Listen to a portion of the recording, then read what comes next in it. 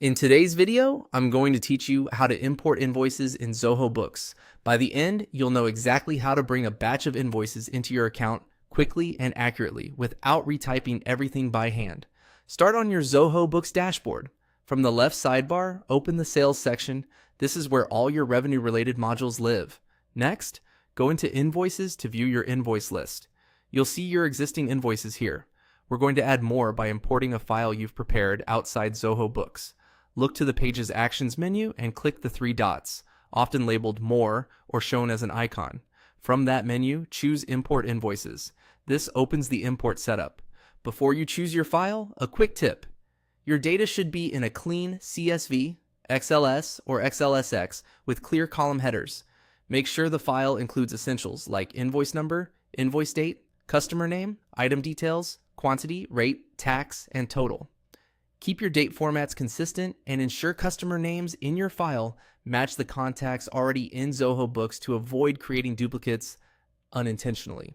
If your invoices have multiple line items, list each item on its own row and repeat the same invoice number for those rows so they group into one invoice during import. Click Choose File and select your prepared file from your computer. Once it's attached, click Next to proceed. You'll land on the field mapping screen. This is where you match each column from your file to the correct field in Zoho Books. Things like invoice number, customer name, invoice date, due date, currency, item name, quantity, rate, discount, and tax. Required fields are typically marked. Make sure every required one is mapped. If Zoho Books suggests auto matches based on your headers, review them carefully. Adjust date formats if needed so the system reads them correctly. If your file contains columns you don't need, set them to ignore. Take a moment to scan for any options related to taxes, line item grouping, or handling potential duplicates so the import behaves as you expect. When your mappings look right, click. Next, Zoho Books will run a quick validation and show you a summary. If everything checks out, go ahead and click Finish to start the import. The system will process your file and add the invoices to your list.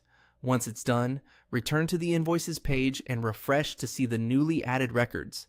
If the platform flags any issues, it will point them out so you can adjust your file and try again.